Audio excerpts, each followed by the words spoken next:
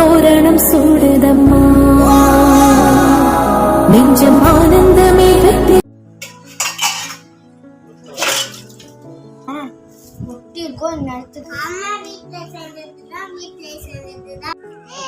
Super super very good.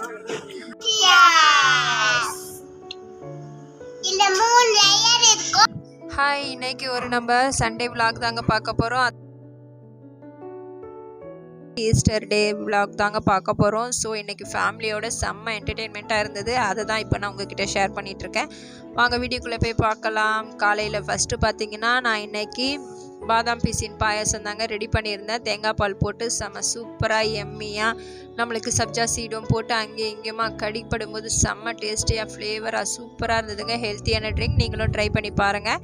பார்க்காதவங்களுக்கு நான் full video உங்களுக்கு share பண்ணியிருக்கேன். ஸோ அதில் போய் பாருங்கள். அப்புறம் என்ன, நம்மளுக்கு எப்போவுமே வீட்டு வேலை தான் கண்டினியூவாக ஆகும்.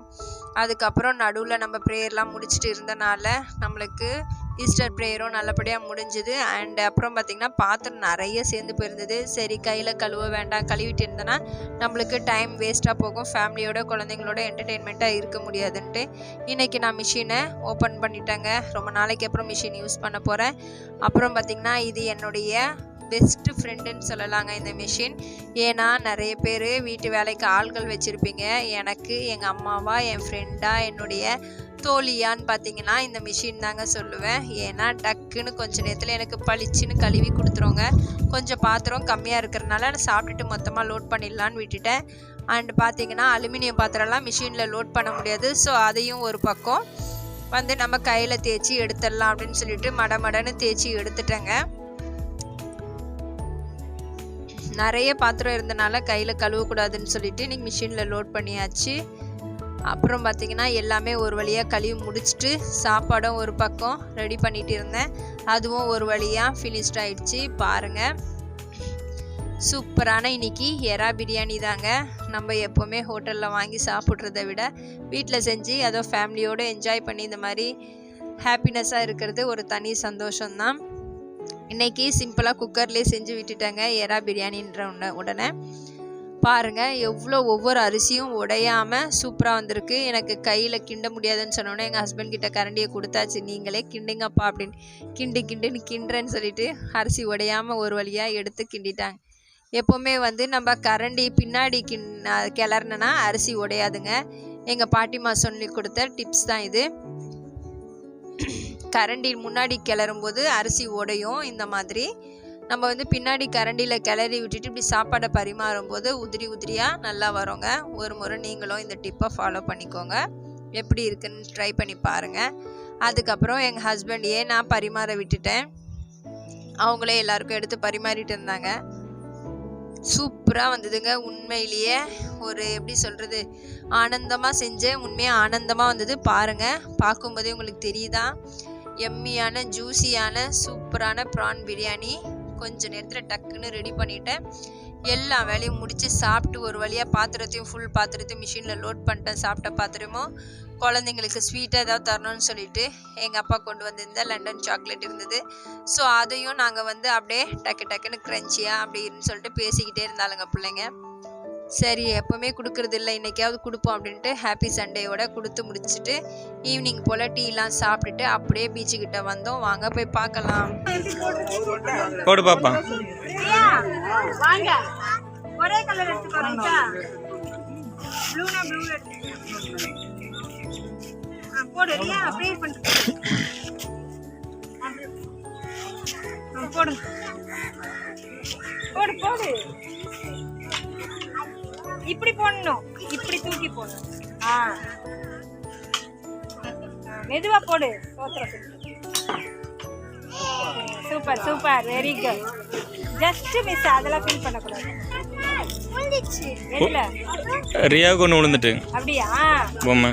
வா, ரியாக்கு விழுந்துட்டா? அண்ணா அவ்வளோதான். இன்னொரு டைம் வேணாம், அது வந்து அடிக்ட் ஆகிடும். அதுவே வேண்டாம். கிஃப்ட் வந்திருக்கு, வாங்கிக்கோ. இந்தாம்மா கூட 50 ரூபா.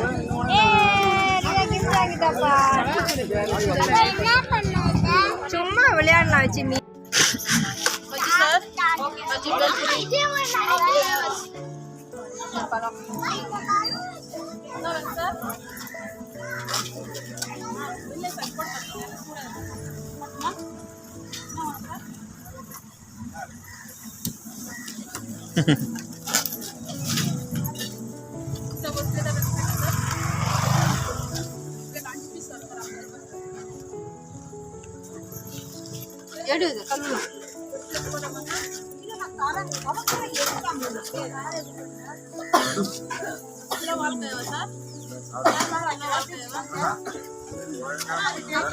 ரெண்டு வாரம் இருக்கும் வந்து.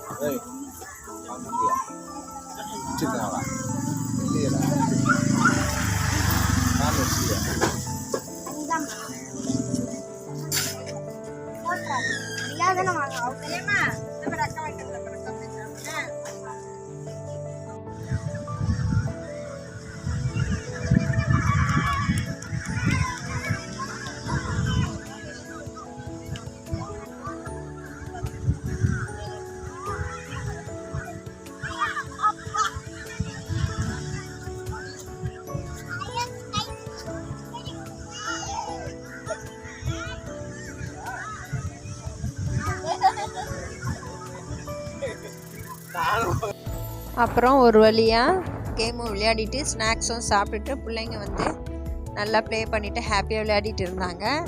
நாங்கள் ஒரு பக்கம் உட்காந்துக்கிட்டு அப்படியே பார்த்துக்கிட்டு இருந்தோம் வேடிக்கை. என்ன தான் நம்மலாம் ஷாப்பிங் மால் போனாலும் எவ்வளோ தான் நம்ம சுற்றினாலும் இது போல் இயற்கையாக பீச்சில் வந்து உட்காந்து நேச்சுரலாக ரசிக்கிறது வந்து ஒரு ஹாப்பி இனிமையான தனி சுகம் தானே அப்படின்னு சொல்லிட்டு நானும் என் ஹஸ்பண்டும் அப்படியே பேசிக்கிட்டே உட்காண்டிருந்தோம். பிள்ளைங்களும் அப்படியே கொஞ்ச நேரம் நல்லா ஹாப்பியாக விளையாடிட்டு இருந்தாங்க. செம்ம க்ரௌடுங்க நேற்று. இது போல் ஃபன்னியாக உங்கள் ஃபேமிலியோட உங்கள் குழந்தைங்களோட இந்த மாதிரி பீச்சுக்கு போனால் நீங்கள் எப்படி ஃபீல் பண்ணுவீங்கன்றத கமெண்ட் பாக்ஸில் கமெண்ட் பண்ணுங்கள்.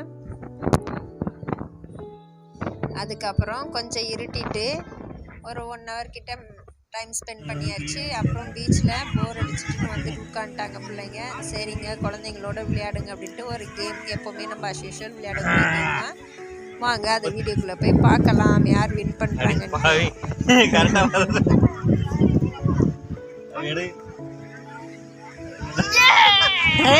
ஒரு வின்னரியா 10 யார் ஜெயிக்கிறாங்களா அவங்க.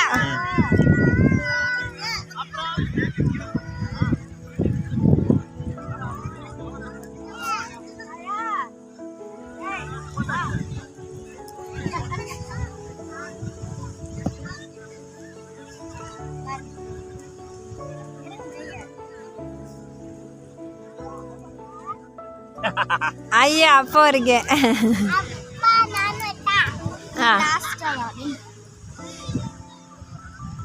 நோண்டி முடிச்சியாமா பள்ளத்தை? அப்படியா?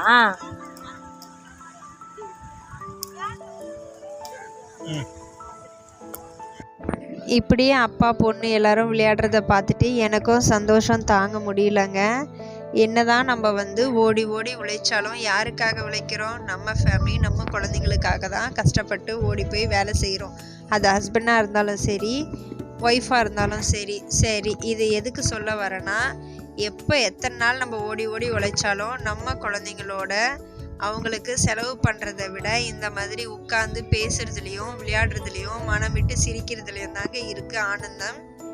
அதனால் யார் இந்த வீடியோ பார்த்துட்டு இருக்கிறவங்க யாராக இருந்தாலுமே நான் சொல்லக்கூடிய ஒரே கருத்து என்னுடையது என்னென்னா, நம்மளுக்குள்ளே எவ்வளவோ கஷ்டம் இருக்குங்க. ஆனால் அந்த கஷ்டத்தையே நினைக்காம நெகட்டிவை விட்டுட்டு பாசிட்டிவ் எனர்ஜியை கொண்டு வரணும்னா இந்த மாதிரி செலவு பண்ண முடியலனாலும் ஹாப்பினஸ்க்காக எங்கேயாவது ஒரு சின்ன வெளி அவுட்டிங் வந்து பீச்சுக்கோ பார்க்குக்கோ குழந்தைங்களோட இப்படி வந்து உட்காந்து விளையாடுறனால குழந்தைங்களுக்கும் ஆனந்தம் கிடைக்கிறது மட்டும் இல்லாமல் அவங்களுடைய பிரெயின் கூட ஃப்ரெஷ்னஸாக இருக்கும், நம்மளுக்கும் ஹாப்பினஸ்ஸாக இருக்கும். மறுநாள் வேலைக்கு போகும்போது ஒரு புத்துணர்வோடு இருக்கோங்க.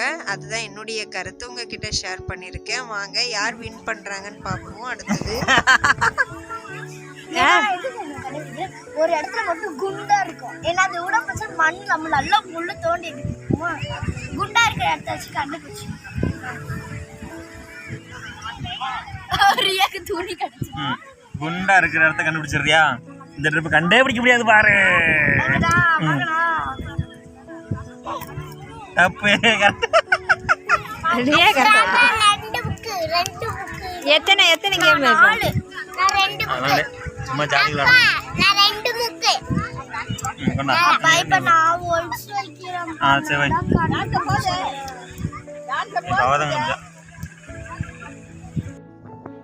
அதுக்கப்புறம் குட்டி பாப்பாவும் சேர்ந்து அதே மாதிரி விளையாடிட்டு இருந்தாங்க. நாங்கள் சின்ன பிள்ளைல இந்த கேம் தான் விளையாடுவோம்னு சொல்லிட்டு நான் பேசிக்கிட்டு சிரிச்சிட்டு இருந்தோம்.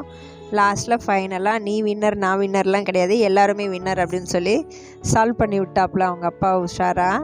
அதுக்கப்புறம் நைட் ஆகிடுச்சா, அங்கேருந்து கடந்து வந்து குளிரில் பார்த்த உடனே சாப்பிடாமல் இருக்க தோணுமா? கண்டிப்பாக தோணாதுங்க யாருக்குமே. தோணாமல் இருக்காது.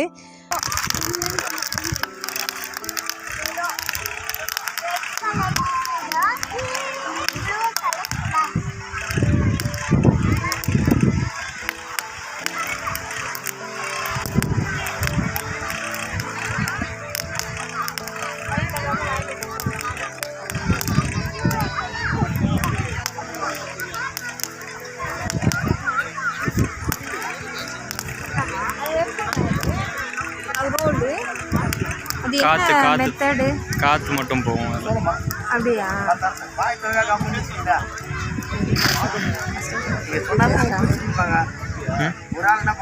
அப்புறம் அங்கேருந்து ஒரே ஒரு சோளம் வாங்கிக்கிட்டு கிளம்பிட்டோம். ஏன்னா நைட்டு டின்னர் சாப்பிட மாட்டாங்க பிள்ளைங்க அப்படின்னு சொல்லிட்டு ஒன்று வாங்கி 4 குழந்தைங்களும் ஷேர் பண்ணி சாப்பிட்டுக்கிட்டோம். 4 குழந்தைங்கன்றது என்னையும் என் ஹஸ்பண்டையும் இன்க்ளூடட் சேர்த்து தான் சொல்கிறேன். சாப்பிட்டு முடிச்சுட்டு அதுக்கப்புறம் நம்ம வந்து பார்க்குக்கு போகணுன்னு சொல்லி இடம் முடிச்சிட்டாளுங்க. சரி, அங்கே வந்து பார்த்திங்கன்னா எல்லாருமே பெரியவங்களாக ஏறி உட்காந்து எல்லாம் ப்ளே ஏரியாவையும் வீணாக்கி வச்சுருக்காங்க. சரி இதுதான் நல்லா இருக்குது அப்படின்னு சொல்லிட்டு வந்த உடனே ரியா பாப்பா நின்று இதில் ஆட ஆரம்பிச்சிட்டாங்க.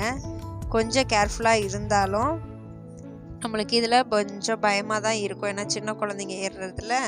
அதனால அப்படியே பக்கத்துலேயே நின்று அவங்க அப்பா பாதுகாப்பாக பார்த்துக்கிட்டு இருந்தாங்க. நம்ம எங்கே போனாலும் குழந்தைங்கள ஒரு நிமிஷம் கண்காணிக்கலைன்னா ஏதாவது ஒரு சேட்டை பண்ணிடுவாங்க. அதுவும் என்னுடைய குட்டி தேவதை இருக்குது பார்த்திங்களா, சேட்டை பண்ணலைன்னா தான் டவுட்டே. அதுக்கப்புறம் ரிஷாவும் வந்து அந்த ரிங்கில் ஏறி அப்படியே சுற்றி விளையாடிட்டு இருந்தாங்க. எப்போவுமே வர பார்க்கு இருந்தாலுமே நம்மளுக்கு அது மறுபடியும் போக வைக்கிற காரணம் குழந்தைங்களுக்காக, ஹாப்பினஸ்க்காக தான்.